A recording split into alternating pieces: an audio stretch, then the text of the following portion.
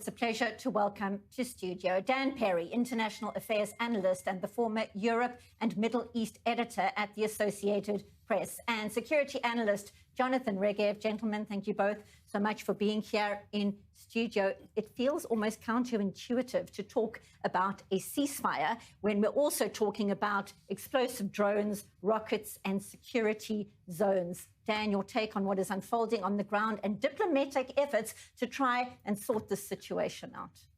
It's clearly, at best, a partial ceasefire, and it only existed because of something that you could say is an origin in sin, which is that the Iranians insisted on a ceasefire in Lebanon if they were to enter talks with the U.S., which they then did not enter in good faith.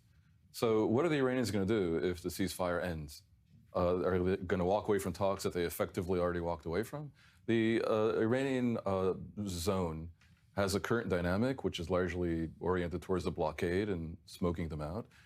The Lebanon zone is something else altogether. And as regards that Lebanon zone, it's incredibly helpful and useful that the government of Lebanon appears to be on the side of, well, A, rationality, B, Israel, C, the interests of Lebanon, which are to get rid of Hezbollah. The Israeli buffer zone is aimed at preventing infiltrations from Lebanon, which are a very huge danger. But were never the main thing. The main thing was rockets, and rockets they can fire from further north. Israel has no intention of occupying all of Lebanon. Lebanon wants to disarm Hezbollah, but for the past year and a half, apparently has proven it cannot. And therefore, these talks happening under U.S. aegis with Lebanon are incredibly important. And today, Joseph Owen defended those talks, saying that they're being done with the acquiescence of the Speaker of the Lebanese Parliament, Berry, who is Shiite and who is semi-aligned with Hezbollah. These are all really, really good signs. And it comes down to something pretty fundamental. Lebanon can't do it, but they want to do it, and they should want to do it, because Hezbollah makes a mockery of the state of Lebanon, and therefore they got to ask for help.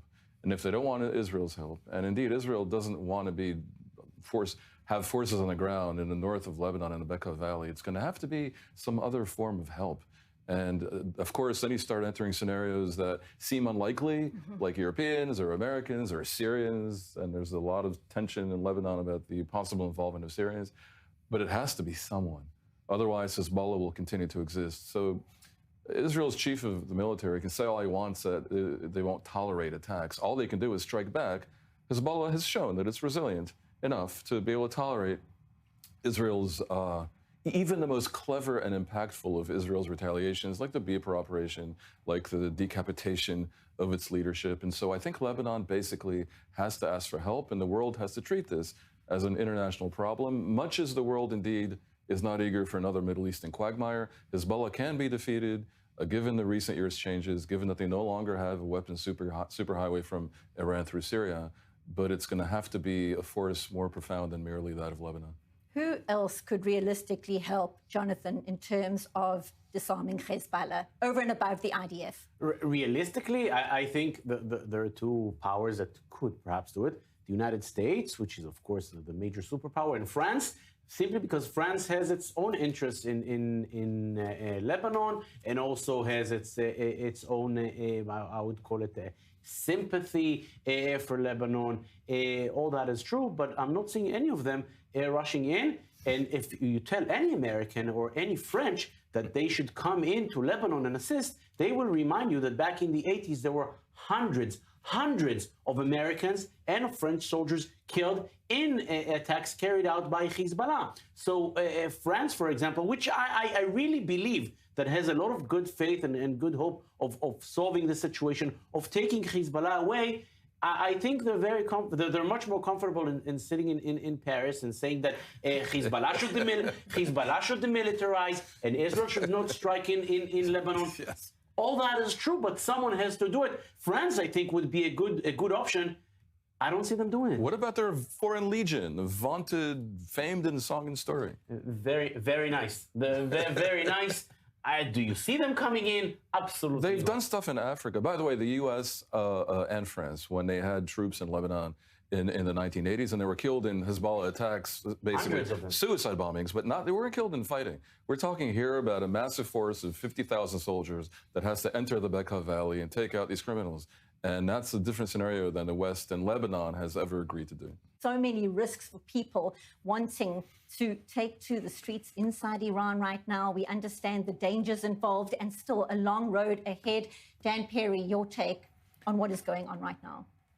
I mean, I agree with Lily Mu, and with most, Iranian opposition activists who live abroad, they can speak freely. But the fact is, if you look at history, very rarely do revolutions happen because the people storm the Bastille. Generally, it's when the military or the men with guns, as we say, deciding that the game is up and betraying the regime. And in the case of Iran, we may be seeing that kind of gradual fracturing of the various elements. The problem is that you have a strong ideology element as well, and at least part of the IRGC are fanatics who will go down with the ship and would choose the Samson option of destroying all of Iran if the regime must be destroyed. We have currently an interesting situation. The blockade is probably the main game in town. Walking away for the U.S. would really be absurd. Invading Iran, it's too big a country, 100 million people almost, and practically the size of mainland Europe, very, very unlikely. But the blockade will choke them to death at some considerable humanitarian cost, I have to say. Cancer medicines are no longer available. And that may do the trick. I think Trump has indeed sort of fallen in love with this option, also because it speaks of economic power, and that's very much his brand.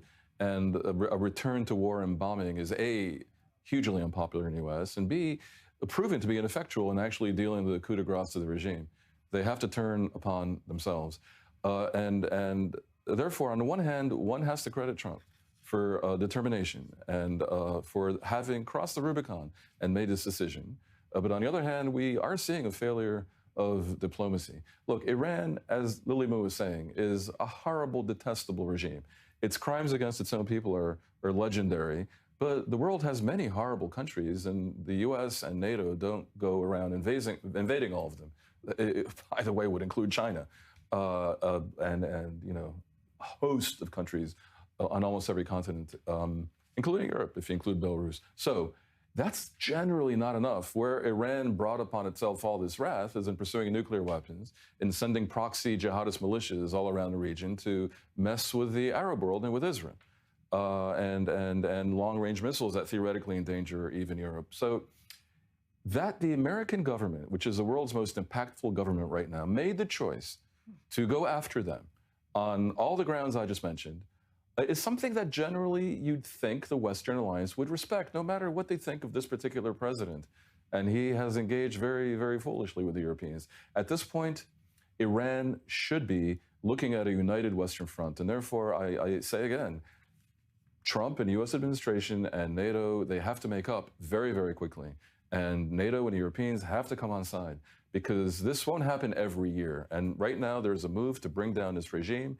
The world needs to show them that the idea that Iran can tolerate any pain and the West can't tolerate even a tiny amount of pain is wrong. And in that way, they might be brought down. Dan Perry, the waiting continues.